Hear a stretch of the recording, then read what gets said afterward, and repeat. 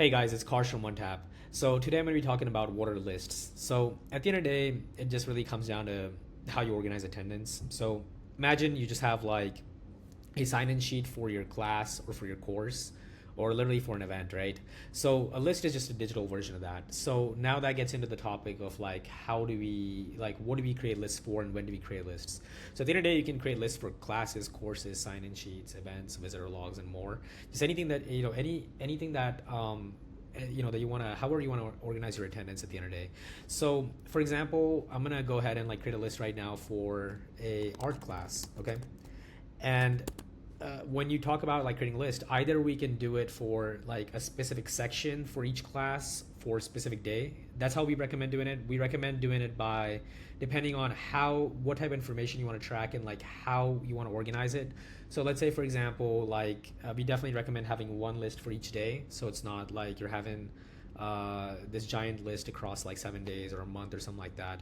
And then we recommend if you really, if for example, different sections of the classes are really important or by instructors, then we recommend putting that here as well. So like you could say art class at 2 p.m. You could just say like 8-29 at 2 p.m. And this is, and then further on, you can kind of divide that and you can say, hey, the instructor name is John, right?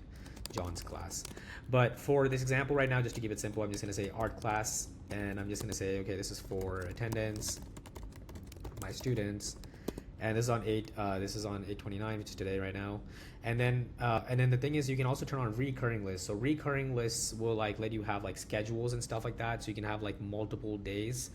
You can have multiple like basically the schedule defines when a new list is going to be created. For example, let's just say if this is Monday through Friday, our system will automatically create a new list, for example tomorrow for Friday, and then the whole thing will become like a folder like structure where there will be multiple sign-in sheets for each day is automatically created by our system and it will be put inside of a folder. So for right now, I'm just going to go into the simple basic stuff right here. I'm just going to say this starts at 5 p.m. You can also have an end date, so like it can kind of like go on for an interval, but it's pretty simple. You can kind of be like, hey, this maybe ends in like 3 days and I want to keep track of attendance for 3 days here. But what we recommend again is just having one for each day and making everything simple. Then you're asked if how would people check in? Is it just based on tap, signature, photo, or do you want to give them a survey question? And then do they want to check out or not? So most people don't do checkouts, but if you want to keep track of time and stuff, yeah, you can turn that on. You hit the create list here and then bam, that's it. You have your list. Now going inside some of the settings here, we can see that we can add a description here, the date, we can set the time zone here. We can also set the different registration settings. So we could be like, hey, is this list open for all the profiles? This kind of is more on the self check-in side, which I'll explain a little bit later in some of our advanced videos. Set the check-in method here, checkout, and then the schedule here, and then some notes right here. You can also customize this with like logo and stuff, which is also kind of adds a little bit more to personalization. And then one last, I guess, setting here for a list that you want to know about is like if we don't want to see this list anymore on our dashboard, we can archive it, and this goes into a hidden view, and you can click on the archive again to get back that list, and then you can do unarchive. So now let's talk about recurring lists. So I'm gonna go ahead and create an art class and I'm gonna say, okay, this is not just a one-time thing for my course for art classes. And I'm gonna say like, for example, this starts today at like maybe 7 p.m. And I'm gonna set a recurring schedule here. So it's gonna say like Monday through Friday. And then as soon as we go ahead and create that, what we'll see is like, it will look something like this.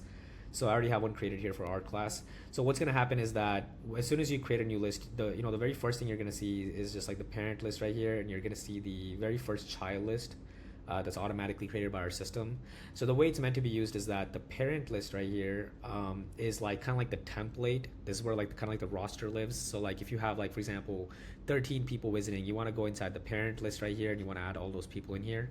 You can do check-ins on this list too because it has a date on it. At the end of the day, it's just a list, but it's just that there's other lists that are like child lists that are connected to it, so it becomes a folder-like structure.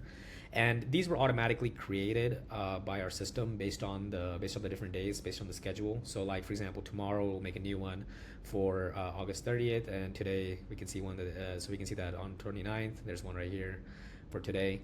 And the roster like lives over here, and what happens is that we recommend using the first child list to do all your check-ins, like for example the 29th. If you don't have a child list, you can create one manually and you can pin it to this list, but I'm going to talk about that a little bit later. So we go into the August 29th today, and this is where we start doing all the check-ins here, because this is the list that, is like for a specific day.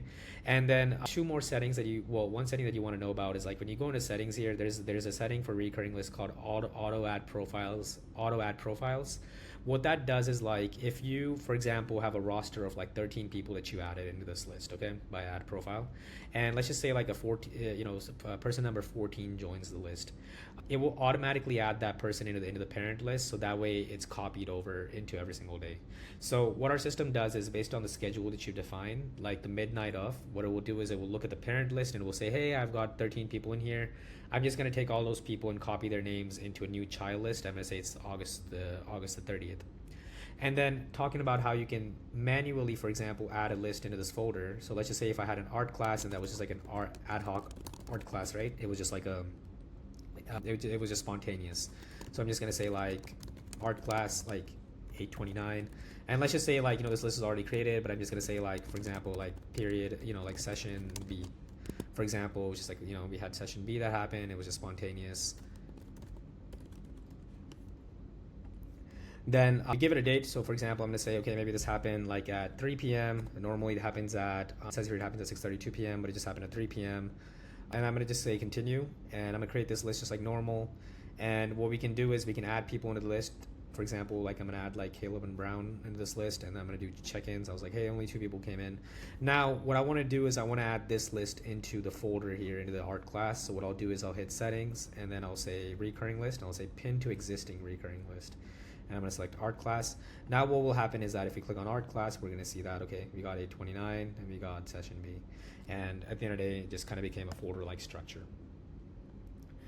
And yeah, that pretty much covers recurring lists and how to kind of navigate that on the dashboard. On the iOS app side, it's pretty much the same exact flow, but I'm just going to be showing you where to find these lists on iOS and how to navigate the iOS app. So the first thing that we see when we get inside the iOS app is that it's automatically going to go into the latest list. In this case, for example, we got art session, the session B that I just created. You can always change the list by going over to the folder button right here, and then you got all the different lists that are available for today.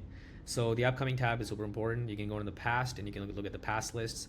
And for recurring lists, we recommend navigating it by going into recurring. And then if you want to, go to a specific day, you can click on it and you can go inside there. So for example, for art class, if I click on it, I can see all the different lists based on the month. And then I got the parent list right here. Same thing as the dashboard, and I can go inside a specific list. For example, let's just say the 29th, and I can take attendance. And then the same thing on the iPhone app here as well.